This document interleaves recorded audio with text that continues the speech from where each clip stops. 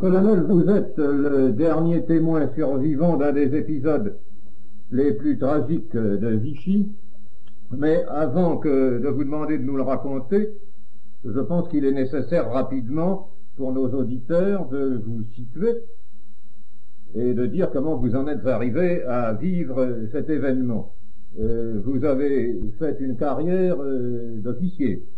J'ai fait en effet une carrière d'officier et j'ai été officier pendant 30 années. En 1940, je commandais un bataillon de dragons portés qui a été engagé sur la Meuse devant la division Rommel. Le 18 mai 1940, j'ai été blessé et fait prisonnier, envoyé en Allemagne, d'où je suis rentré en 1941 pour subir une deuxième opération.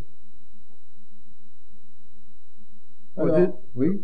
Après ça, vous vous retrouvez donc dans l'armée de l'armistice? Je me suis retrouvé en effet en 1942 dans l'armée de l'armistice, où j'avais obtenu d'être réintégré au 6e cuirassier à Limoges. Ensuite, après l'invasion de la zone sud, en novembre 1942, j'avais été affecté au commissariat régional des prisonniers de guerre à Orléans. Et ensuite, mon ancien chef de corps, le général Calderou, m'a demandé de venir à Vichy pour remplacer au cabinet du maréchal le colonel Chapuis qui avait été promu général. C'est donc en juillet 1943 que je suis arrivé au cabinet du maréchal.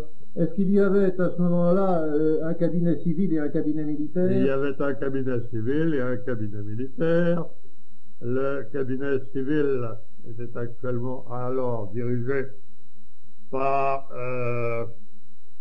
monsieur Jean Jardel et le cabinet militaire par le général Campet. Alors c'est à ce dernier cabinet que vous apparteniez, je suppose. C'est ça. Et j'ajoute que l'un et l'autre ont dû quitter peu après, à la fin de 1943, le cabinet du maréchal, l'entourage du maréchal, en raison de leur hostilité manifeste aux Allemands. Et les Allemands ont exigé leur départ sous peine d'arrestation immédiate. Au cabinet du maréchal, je m'occupais spécialement des anciens combattants et de cette légion des anciens combattants fondée dès 1940 par le maréchal et qui a été en fait interdite par les Allemands en zone nord. Elle ne fonctionnait qu'en zone au sud, et elle a continué à fonctionner jusqu'au bout avec des vice-présidents, un par arme, qui était, à l'époque où je m'y trouvais, Jacques Péricard, le héros de Verdun, le général Darcourt, grand croix actuellement de la Légion d'honneur, un des as de l'aviation, et l'amiral Lafargue, qui avait succédé au commandant Feuillade, grand blessé des moulins de la Faux en 1917, qui vit toujours amputé d'une jambe depuis cette époque. Donc vous n'aviez aucun rôle politique? Nous n'avions aucun rôle politique. Il s'agissait de regrouper les anciens combattants en zone sud pour les mobiliser, les tenir groupés et de préparer l'avenir. nous étions également en relation avec les chantiers de jeunesse que dirigeait le général de la Porte du Teil. J'ai vu également passer sous mes yeux, car c'est de mon ressort, un certain nombre de dossiers concernant la justice militaire, où j'ai pu constater que des condamnations avaient été prononcées et appliquées contre des éléments allemands qui opéraient en zone sud. Ces éléments, je répète, ont été traduits et condamnés, même après l'occupation de la zone sud, par des tribunaux français. Est-ce qu'il est arrivé qu'il soit passé par les armes? J'ai vu des condamnations, je n'ai pas vu, il n'y a pas eu de condamnation à mort appliquée, mais j'ai vu également tout le travail qui a été fait par le cabinet du maréchal, et notamment son cabinet civil, pour faire gracier des Français condamnés à mort par les Allemands, et notamment un de mes anciens officiers qui est actuellement à Strasbourg et qui avait été condamné à mort et condamné à être décapité à la hache par un tribunal allemand pour avoir favorisé dans la région alsacienne l'évasion d'officiers français évadés d'Allemagne. Et cette condamnation, comme celle de bon nombre d'autres Alsaciens, lorrains, n'a pas été appliquée grâce à l'intervention du cabinet du maréchal. Je cite ce cas car le témoignage de cet officier qui a reconnu d'abord qu'il avait été encouragé par le maréchal lui-même à poursuivre son activité de résistance à Strasbourg et ensuite reconnaissant tous les efforts qui avaient été faits pour défendre les Alsaciens lorrains par le gouvernement du maréchal. Oui, ce qui est un point très important, puisque on a ensuite accusé précisément le maréchal d'avoir livré l'Alsace-Lorraine, alors que, grand Dieu, comment aurait-il livré quelque chose, puisque c'était déjà fait et pris?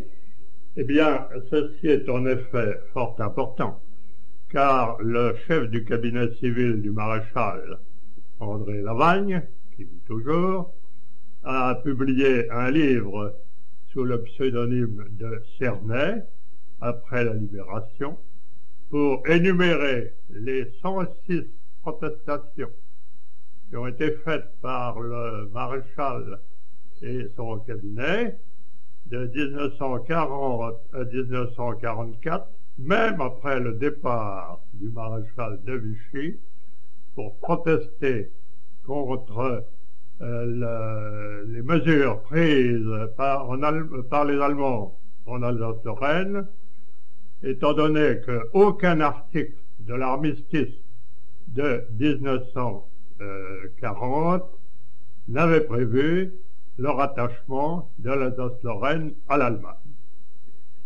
Alors bien sûr, dans cette vie de Vichy, vous vous trouvez à partir de 1943, on devait sentir la présence allemande de plus en plus intense et oppressive.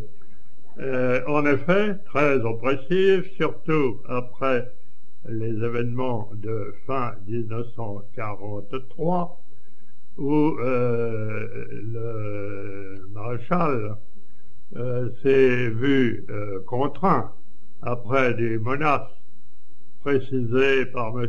von Ribbentrop, de l'éliminer purement et simplement de la direction des affaires françaises, le maréchal s'est refusé ensuite d'abord à partir, mais en même temps à signer certaines nominations qui ont eu lieu postérieurement et qu'il réprouvait dans son fort intérieur, tout en ne pouvant pas les empêcher. Et de cela, j'en ai été le témoin absolu, et cela s'est manifesté par l'élimination, je répète, de la plupart de ses collaborateurs directs, M. Jardel, le général Campet, qui a été remplacé par le général Blassel, et M. Jardel a été remplacé comme directeur du cabinet par le capitaine de vaisseau Tracou, qui a joué son rôle d'une manière remarquable jusqu'à la fin de juin 1944, notamment lors des déplacements du maréchal dans la région parisienne, à Nancy, à Dijon, et le dernier à Saint-Étienne et à Lyon au moment du débarquement en juin 1944. Mais le commandant Tracou lui-même a été ensuite éliminé de son poste sur l'injonction des Allemands, et c'est à ce moment-là le général Debnay, fils d'un des commandants d'armée de 1918, qui était un grand ami du maréchal. C'est lui qui a pris les fonctions de secrétaire général et qui l'a accompagné jusqu'à Sigmaringen et jusqu'à son retour en France. Alors, ces déplacements à Paris et ailleurs, est-ce que vous y avez participé quelquefois? J'y ai participé d'une manière courante, étant donné que j'étais en somme devenu, après la disparition du colonel Bonhomme, l'aide de camp du maréchal. J'étais donc derrière lui à Notre-Dame lorsqu'il y est venu à la fin d'avril 1944, après les bombardements qui avaient eu lieu dans la région parisienne. J'étais avec lui lorsqu'on lui a imposé de venir dans la région parisienne à Voisin au mois de mai 1944, et j'étais auprès de lui ensuite dans tous les déplacements qu'il a fait avant de rentrer à Vichy, en passant par Nancy, où il a été follement acclamé sur la place principale, ensuite à Dijon, et en dernier lieu à Lyon et Saint-Étienne. Bon, par conséquent, vous avez été témoin direct des choses. Alors, je vous pose cette question parce que elle est controversée parfois. Lors spécialement du dernier déplacement à Paris, peu de temps avant le débarquement, est-ce que, oui ou non, il y avait beaucoup de foule, et est-ce que, oui ou non, cette foule acclamait le maréchal? Il suffit de regarder la documentation photographique publiée à l'époque. Ce ne sont pas des acclamations de commande. C'est une marée humaine que vous constatez aussi bien devant l'hôtel de ville à Paris, après la cérémonie de Notre-Dame, où le maréchal a paru au balcon de l'hôtel de ville de Paris. C'est la même foule et la même marée que vous voyez à Nancy sur la place Stanislas, au balcon de l'hôtel de ville.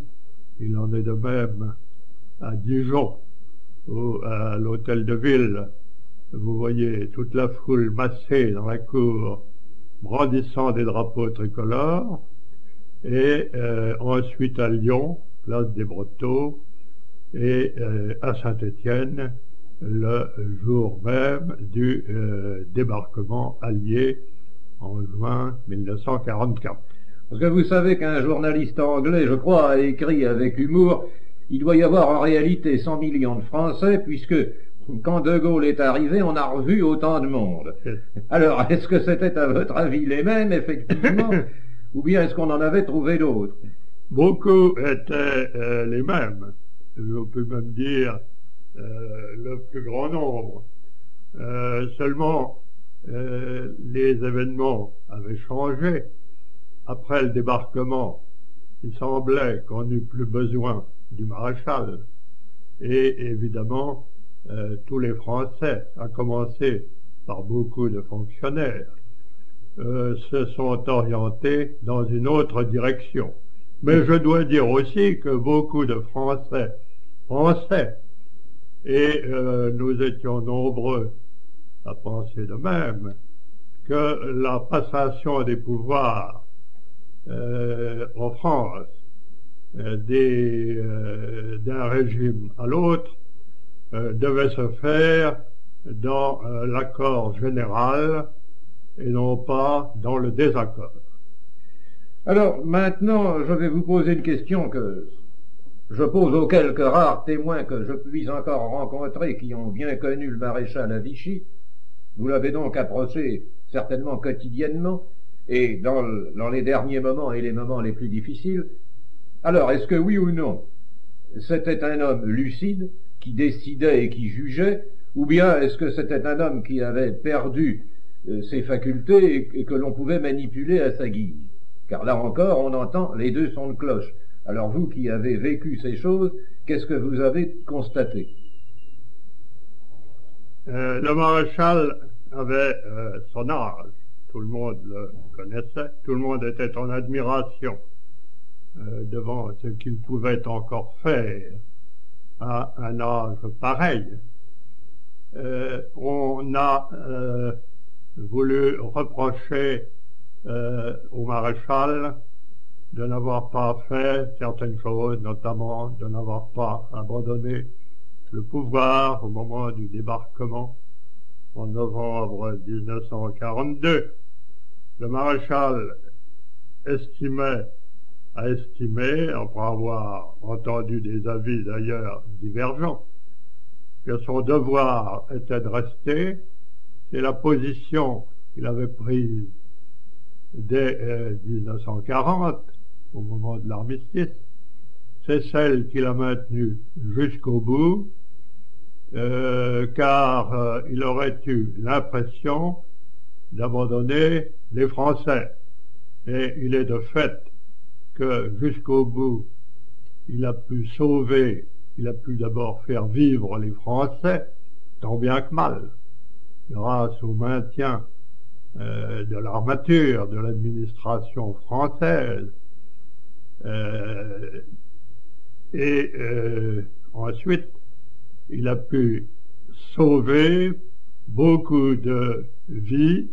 Il a pu, je parle notamment des Alsaciens lorrains, j'ai cité le cas tout à l'heure, de ceux qu'il a pu faire gracier, sans parler des autres. Il a pu maintenir le contact avec les innombrables, les centaines de milliers de Français prisonniers en Allemagne, en maintenant tout le courant qui permettait de les aider matériellement et moralement. Cela était le rôle et accompli, et dans les faits, ce qui a été accompli par le maréchal. Et il n'avait évidemment pas de prise, surtout après l'apesantissement de l'Allemagne sur la zone sud. Il n'avait pas de prise sur certains événements et il n'avait absolument pas la possibilité d'exprimer librement ses sentiments.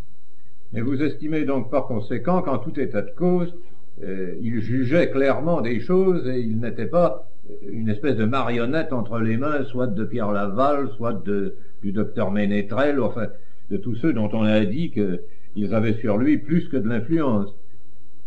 Je répète que les influences les plus diverses s'exerçaient sur lui et qu'au moment du débarquement, il était bien difficile de savoir comment ce débarquement allait tourner, et il est certain qu'il fallait prévoir aussi bien des délais très longs que des délais courts, suivant les réactions des combattants.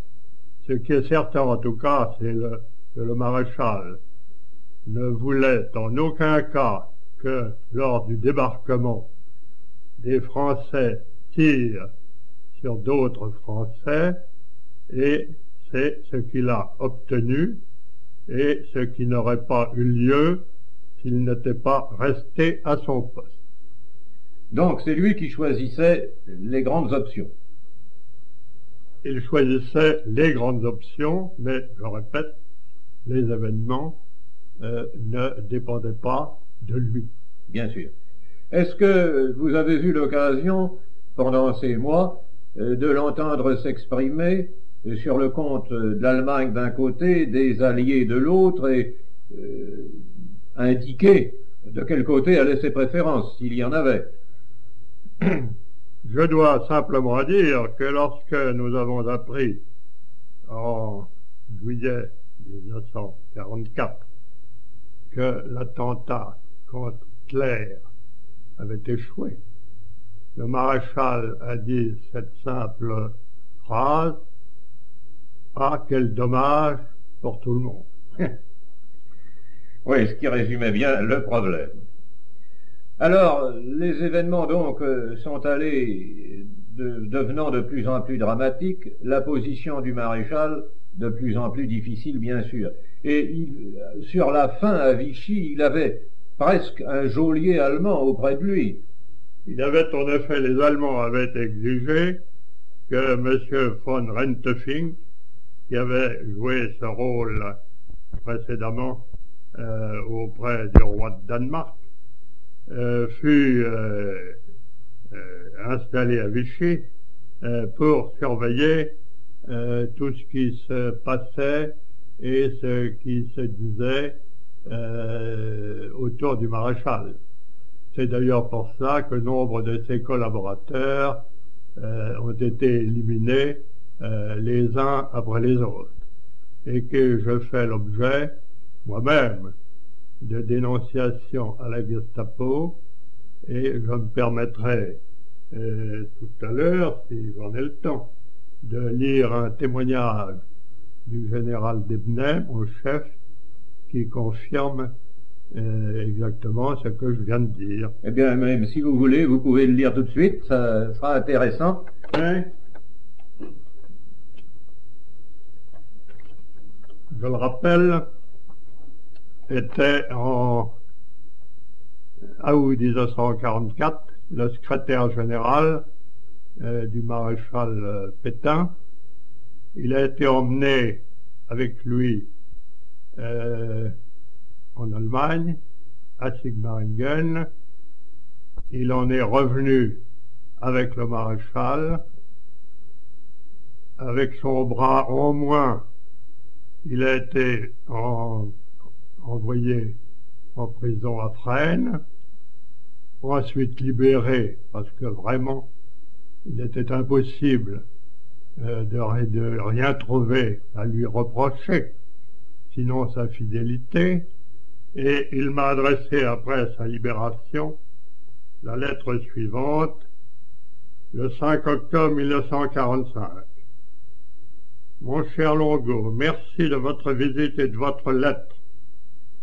J'ai été bien heureux de vous revoir après les péripéties nombreuses de ces derniers mois. Nous avons vécu ensemble fin août et début de septembre 1944 des heures émouvantes, et je n'oublie pas la belle droiture et ce sentiment militaire de fidélité au chef qui ont inspiré tous vos actes. Je revis par la pensée cette matinée du 19 août, où au sortir de l'audience que lui avait accordée le maréchal, M. de Rentefing me prit à part pour se plaindre de l'état d'esprit qu'il constatait dans l'entourage du chef de l'État. En termes acerbes, il vous mit particulièrement en cause. ainsi que le colonel Seb, ajoutant qu'il n'hésiterait pas à vous recommander à l'attention toute particulière de la Gestapo. La menace était si précise et le ton si déplaisant que je crus nécessaire de vous mettre au courant quelques instants après. Le lendemain matin 20 août, alors que les SS avaient pénétré dans l'hôtel du Parc, en brisant les portes et en crochetant la serrure de la chambre du maréchal, je dus faire appel à votre esprit de sacrifice. Nous étions désignés nominativement, Ménétrel et moi, pour faire partie du triste convoi qui accompagnait notre chef sur le chemin de la captivité, et il me semblait qu'à deux, nous serions à court pour assurer auprès du maréchal, dans des conditions incertaines, cette permanence de présence et de dévouement que je jugeais indispensable. C'est alors que je pensai à vous, dont le maréchal appréciait la franchise, la belle attitude militaire et les qualités de caractère et de tact. Au pied levé, je vous demandai de nous suivre. Je n'eus même pas besoin de formuler l'ordre que j'étais prêt à donner pour prendre mes responsabilités et bien établir la situation. Vous m'avez immédiatement répondu présent. Et sans avoir le temps de vous munir de bagages, ni même de retourner au pavillon Sévigné pour y prendre l'indispensable. Et vous êtes partis avec nous, emmenés par les SS, les voitures blindées et les chars, dont la présence soulignait bien la contrainte absolue qui nous était appliquée. À Morvillard, après quelques jours d'incertitude, il devint vite évident, devant l'évolution de la situation générale et les progrès de l'offensive alliée, que le maréchal serait à bref délai emmené en Allemagne. Vous aviez déjà subi, en 1940 et 1941, de longs mois de captivité, et vous désiriez reprendre votre place au combat. Vous vous êtes ouvert de ce désir au maréchal et à moi-même. Sans nous concerter, nous avons été d'accord pour vous rendre votre liberté. En ce qui me concerne, j'ai estimé tout bien considéré que nous suffirions, Ménétrel et moi, avec le concours de la maréchale, à assurer auprès de notre chef le minimum de présence indispensable et que je n'avais pas le droit de vous priver de la possibilité de reprendre les armes. Et vous nous avez quittés le 6 septembre, accompagnés de nos vœux les plus chaleureux, et puis-je vais dire de toute notre admiration pour votre si noble acception du devoir. Je ne puis croire que les chefs qui ont la lourde tâche de reconstruire la France vous fassent un grief de cette fidélité et de cette droiture, car ce n'est que sur des bases solides que peut se construire un édifice durable. En tout cas, je tenais à vous apporter mon témoignage personnel.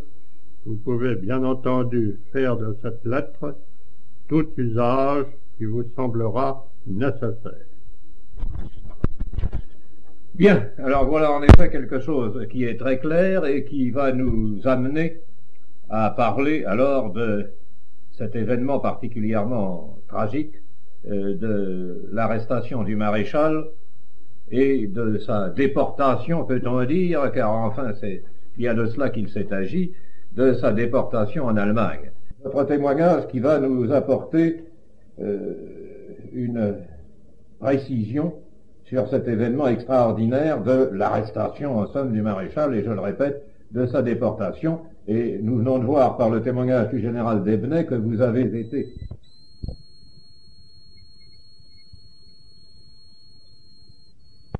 vous importe considérablement pour éclairer cet épisode. Eh bien, nous venons, d'après la lettre du général Debnay, de connaître les conditions dans lesquelles j'ai été appelé à l'accompagner. Je poursuis maintenant en racontant ce qu'a été ce transfert de Vichy à Belfort, dont je reste pratiquement le dernier témoin.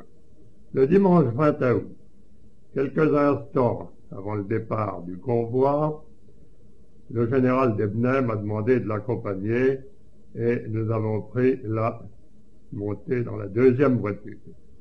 Le maréchal se trouvait dans la première, avec la maréchale et le docteur Bernard Ménétrel. Le convoi, fortement encadré par la Gestapo, comprenait ensuite deux autres voitures, occupées l'une par le général Bridoux, avec le capitaine Robert d'Estremaux, son officier d'ordonnance, et l'autre par l'amiral Bléau, accompagné du lieutenant de vaisseau Sassy.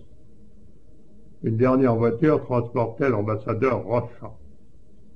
Le convoi a d'abord pris au nord la route de l'aérodrome de Rue et défilé devant d'impressionnantes forces allemandes. Les automitrailleuses prêtes à intervenir occupaient les abords du stade de Vichy. Près de l'aérodrome, l'encadrement était extrême, Rentefink est là et prend la direction de la colonne. Par le chemin de crête qui dominait Vichy et où l'artillerie allemande a pris position, nous gagnons la route de Moulins. La marche est lente, des arrêts, des à-coups. À 10h30, on fait halte à la préfecture de Moulins, où le préfet, M. Picot, a été alerté. Très ému, il se précipite dans les bras du maréchal. La foule a compris et s'amasse peu à peu. Ménétrel profitera de tous les arrêts pour essayer de diffuser le dernier message du maréchal. Quand celui-ci sort de la préfecture, des cris de « Vive le maréchal » à bientôt retentissent. Le convoi est reparti en direction de l'Est. Vers 12h30, il est arrivé à Bourbon-Lancy, où un déjeuner avait été prévu par les Allemands dans un hôtel de la ville. Les préparatifs en sont longs et le maréchal, toujours maître de lui, reçoit le maire et des enfants qui lui apportent des fleurs. Vers 15h, départ en direction de Autun. La région traversée a été le théâtre d'attaque de convois allemands. Plusieurs voitures percées de balles gisent renversées dans les fossés de la route et l'une d'elles flambe encore. L'imposant déploiement de forces encadrant le maréchal empêche tout incident semblable. Sur le parcours, les Allemands cherchent à créer partout l'équivoque. En se posant en protecteurs de leurs prisonniers, il nous faut rétablir la vérité à chaque arrêt auprès des autorités locales. Les mensonges allemands sont ensuite docilement repris par la presse et la radio du nouveau régime instauré en France. Il est difficile de qualifier une pareille mauvaise foi. À 17h, nous sommes à Autun, où un arrêt a lieu à la sous-préfecture. Le maréchal s'y repose quelques instants, et on apprend que dans l'impossibilité d'atteindre Chaumont le soir même, le convoi passera la nuit à Saulieu. Nous y arrivons vers 19h. La plupart des hôtels, bien connus des touristes avant la guerre, sont fermés. Le maréchal, la maréchale et Ménétrel arrivent à s'installer à l'hôtel de la Côte d'Or. Les autres membres de leur suite occupent des paillasses à l'hôtel de la Tour d'Auxois, quasi abandonné. Le délabrement des lieux, les émotions de la journée et le pas pesant des sentinelles allemandes sur nos fenêtres empêchent de prendre le moindre repos. Dans la soirée, nous avons pu envoyer un de nos deux motocyclistes à Vichy pour porter du courrier et réclamer l'envoi de quelques vêtements indispensables. On a appris plus tard que notre personnel avait été arrêté en cours de route par des maquisards et nos effets volés lors de leur retour. Le lundi 21 août, nous étions près des 8h30, mais les Allemands semblaient hésitants devant l'itinéraire à suivre et d'après leurs renseignements, la route de Chaumont se trouvait coupée. Finalement, nous démarrons vers 9h30 vers Dijon, par Précy-Soutil, Vito et Sombernon. Le parcours s'effectue sans incident et à 12h30, nous arrivons à la préfecture de Dijon, où nous reçoit le préfet régional, M. Bernard, prévenu quelques instants auparavant. La population ne comprend rien à la situation. Nous nous efforçons de la faire renseigner de notre mieux. Le 27 mai, le maréchal avait été reçu magnifiquement dans cette ville, qu'il traverse en captif 3 mois plus tard. Après 1 heure d'attente dans le jardin du ravissant édifice du XVIIIe siècle qui nous abrite, le maréchal peut se mettre à table. Le préfet régional, le préfet délégué, le maire et quelques autorités locales assistent à ce déjeuner. Certains convives y apparaissent surtout soucieux de leur avenir personnel. Vers 15h30, le convoi se remet en route salué par quelques centaines de personnes. Par gré, il atteint Vesoul, où un nouvel arrêt a lieu à la préfecture, puis les Allemands nous acheminent vers Belfort par Lure. À 19h, nous arrivons à la préfecture de Belfort, où se sont rassemblés auprès de Laval et du préfet Lalanne quelques ministres aux mines assez défaites. Le maréchal fait semblant d'ignorer ces derniers, et on le conduit ainsi que la maréchale et Ménetrel dans les appartements de l'aile gauche de la préfecture. Le général Desbenay et moi-même sommes logés à Valdoie, en dehors de la ville. Tout le monde éprouve les plus grandes difficultés à se loger, car Belfort est surpeuplé. Le séjour à la préfecture dans une température étouffante éprouve le maréchal, auquel toute sortie est interdite. Il ne quitte pas son appartement, et à 2 ministres qui demandent à le saluer, je suis chargé de répondre qu'étant prisonnier, il ne recevra personne. Mardi 22 et mercredi 23 août, Ménetrel proteste comme médecin contre cette claustration forcée, et nous multiplions les démarches pour obtenir une autre résidence.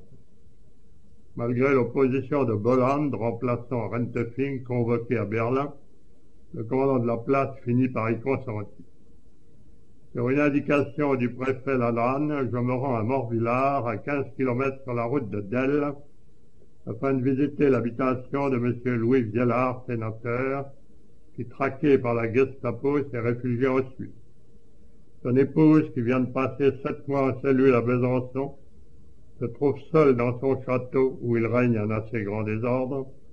La veille, elle a refusé de recevoir 2 ministres qui lui demandaient l'hospitalité, et tout le monde sait qu'elle est à la tête de la résistance dans la région. Je lui expose la situation du maréchal prisonnier et j'évoque son départ de Vichy avec une grande générosité. Madame Viellard met aussitôt sa maison à la disposition du maréchal et une partie de la population l'aide à la préparer.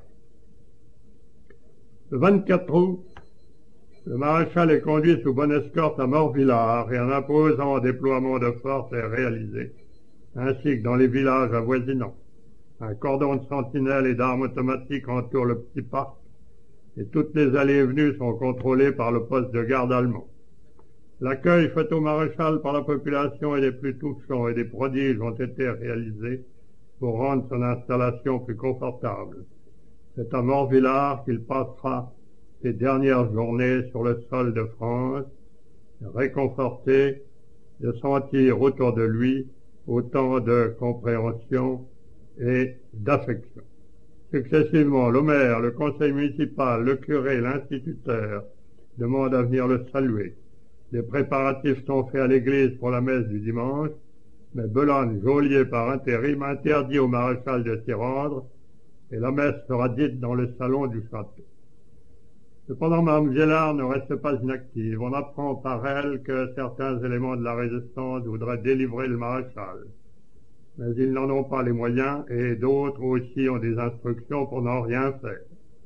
Grâce à un poste radio, nous guettons les nouvelles avec fièvre. Lorsque la libération de Paris est évoquée, nous sommes témoins de l'émotion qui étreint le maréchal.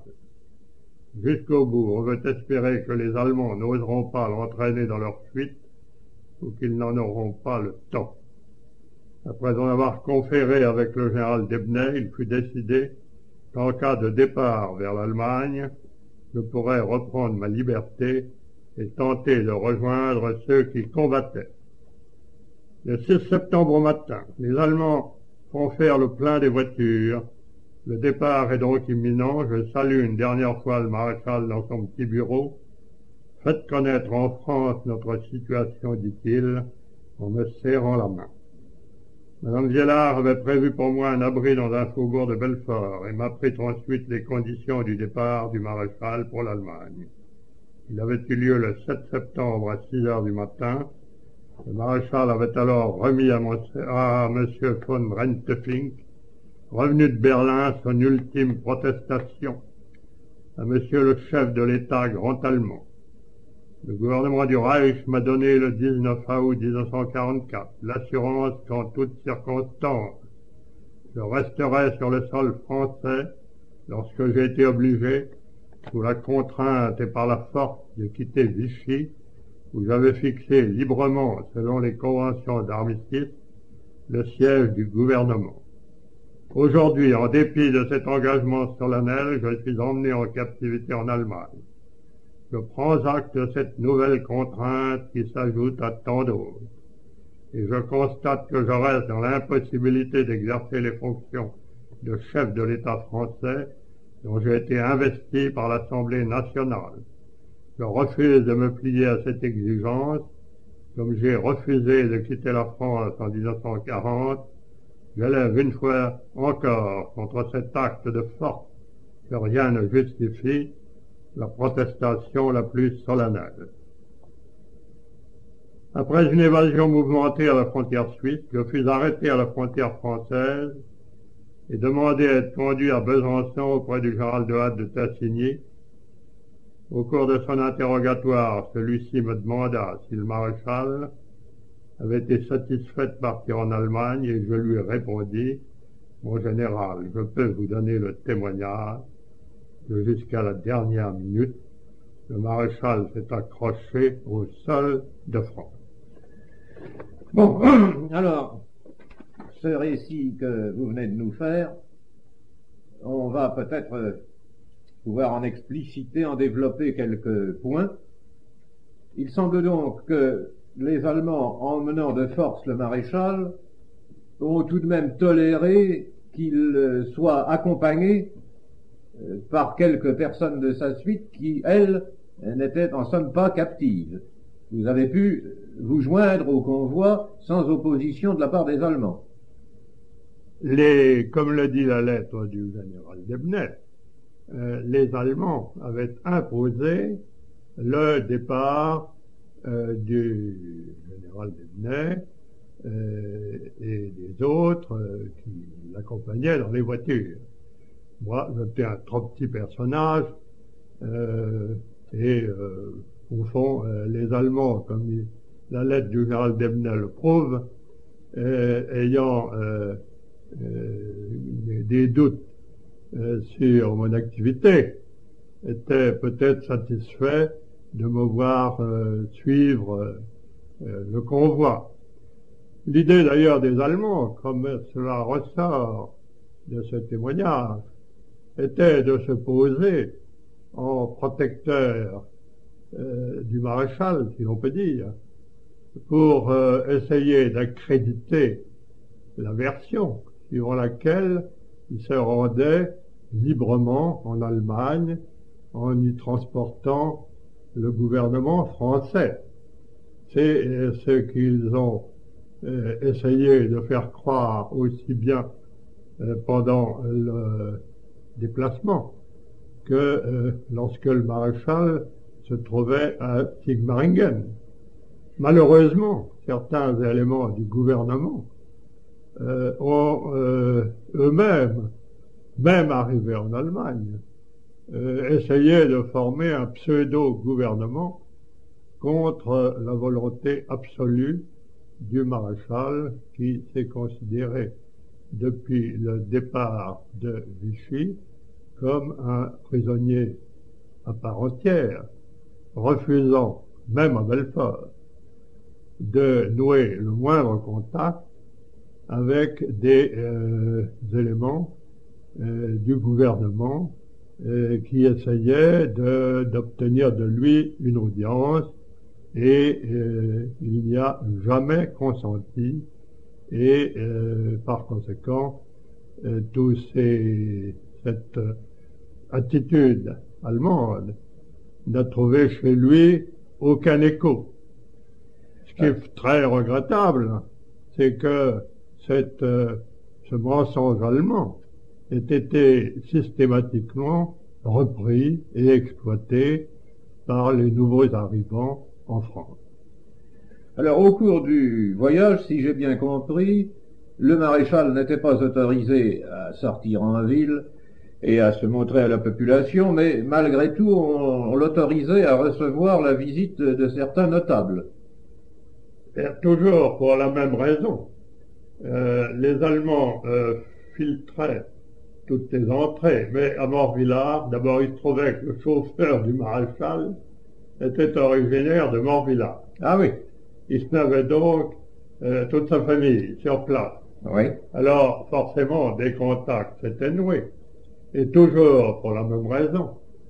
Les Allemands laissaient faire, toujours pour laisser entendre que le maréchal était protégé par eux et non pas leurs prisonniers. Et vous-même, vous pouviez sortir ou bien vous étiez également gardé? Eh bien, c'est-à-dire que toutes mes allées et venues étaient, soit d'ailleurs, il n'y en a pas eu beaucoup, étaient bien entendu contrôlées. Et lorsque j'ai pris le départ pour aller me cacher à Belfort, on m'a arrêté à l'entrée car la voiture avait reçu un plein d'essence et on m'a demandé où j'allais. Alors j'ai prétexté une raison de ravitaillement puisque je m'occupais tout de même un peu des détails de l'approvisionnement du maréchal. De l'intendance. Mais de l'intendance. Et Beland, en personne, m'a dit mais il ne faut pas circuler comme ça, c'est la dernière fois que vous pourrez sortir, on n'a pas mis de l'essence dans les voitures pour vous permettre de circuler. Je me suis fait déposer à Belfort par le chauffeur, je lui ai dit maintenant au revoir, rentrez à Morvillard et ne vous occupez plus de moi. Vous êtes devenu un semi-clandestin à ce moment-là. Je suis devenu, j'ai cherché et j'ai réussi, non sans mal d'ailleurs, à franchir la frontière suisse en pleine nuit en compagnie d'Estremaux qui était resté là, le capitaine d'Estremaux, laissé par le général Bridoux, et puis le chauffeur également du général Bridoux à Troyes. Nous avons fait l'escalade des fils de fer de la frontière suisse à Delle, exactement. Et vous avez pu ressortir de Suisse. Et alors, après avoir failli être pris par une patrouille allemande juste avant de franchir les fils de fer à Delle, en pleine nuit, nous avons été à Delle. Alors les Suisses recueillaient tous les évadés, car à ce moment-là, la terreur régnait dans la région de Belfort et on obligeait toute la population à creuser fiévreusement des tranchées contre les arrivants français qui d'ailleurs restaient à Besançon, n'ayant plus non plus de ravitaillement pour poursuivre. Ils arrivaient depuis la côte de la Méditerranée. Oui, alors je me trouvais parmi ceux-là. Voilà. Alors, arrivés en Suisse, on était reçus, ravitaillés, mais chaque jour, il y avait un train qui allait exactement de Boncourt à la frontière suisse jusqu'à Pontarlier ou à la frontière, les Verdières, pour vous remettre de l'autre côté. Et dans une zone qui était libérée alors. Alors, mais les Suisses vous demandaient d'abord si vous étiez militaire de carrière, armé, bien entendu tout le monde disait non, et pour ne pas être interné. Et puis alors, eh bien, ils vous mettaient dans les wagons fermés, surveillés enfin, à bien ravitailler à chaque arrêt, mais avec interdiction de circuler. Et puis on était dirigé ainsi jusqu'aux Verdières, puisqu'on avait choisi d'être rapatrié en France. Alors, cette entrevue avec Delattre, vous avez donc été arrêté quand vous avez repassé la frontière française ou vous êtes allé librement voir Delattre? Nous avons été arrêtés dès Pontarlier, en arrivant après la première gare frontière, après les Verrières. Traités d'ailleurs immédiatement, ils surveillaient, ils avaient d'ailleurs raison de surveiller tous les arrivants pour voir s'il n'y avait pas là-dedans des éléments douteux. Et évidemment, pour ces gens-là, nous étions des éléments douteux. Alors, nous avons demandé, le capitaine Destromo et moi-même, à être envoyés à Besançon pour donner à l'état-major du général Delattre les renseignements que nous avions recueillis sur l'occupation de la zone de Belfort par les Allemands. On y a consenti en nous en faisant emmener sous bonne garde à l'état-major à Besançon, où nous avons été mis au secret, le capitaine Destromo et moi-même, et c'est alors que j'ai demandé à être reçu par le général Delattre. Et quel accueil vous a-t-il fait? Eh ben, nous aurions voulu, étant donné que ce que nous avait donné, les consignes données par le maréchal, le général Desbenay, être accueillis comme des militaires pouvaient l'être, des militaires qui ont envie de reprendre leur place au combat. Ça n'a pas été tout à fait le cas. On nous a demandé bien les renseignements que nous avions, bien entendu, et ensuite on nous a fait diriger, après contact avec Paris, sur Paris. Le général Delattre, à la deuxième entrevue, nous a simplement dit: je reconnais que vous avez fait ce que vous pouviez. Il nous a serré la main et nous a dit: mais étant donné le rôle que vous avez joué, je ne peux rien pour vous et je vous fais conduire à Paris. Alors nous avons été conduits à Paris dans une voiture avec un chef.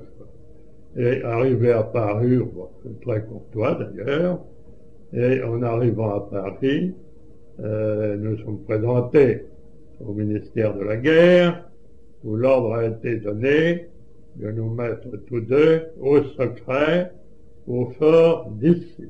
Ah bon. Voilà. Alors nous avons été pendant 2 mois,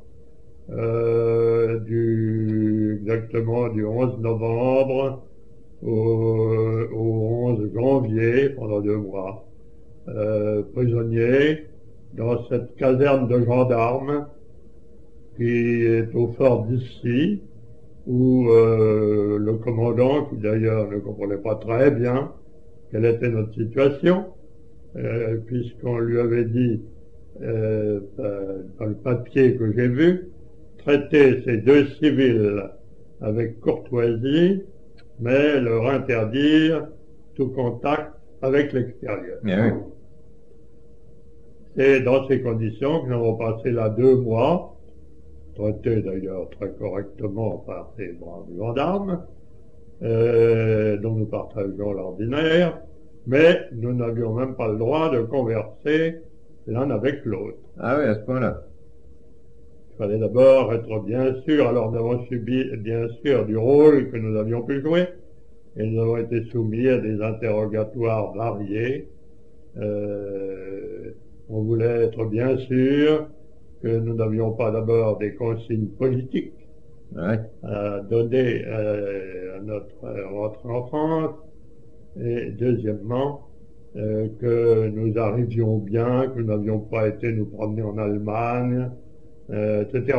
La suspicion était à l'ordre du jour, et au point de vue des mots d'ordre politiques, j'ai déclaré que je n'étais qu'un simple militaire obéissant aux ordres de ses chefs et que je n'avais aucune mission politique à remplir, sinon de faire connaître la vérité sur la situation du maréchal depuis son départ de Vichy. Mais c'est justement peut-être cette vérité qui inquiétait.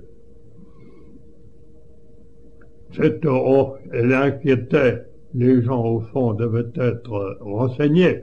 Mais enfin, étant donné la tendance de l'époque, il fallait donner satisfaction à beaucoup d'éléments qui auraient préféré, d'ailleurs, nous voir plutôt à Fresnes. C'est ça, hein. C'est ce qui m'a été dit crûment.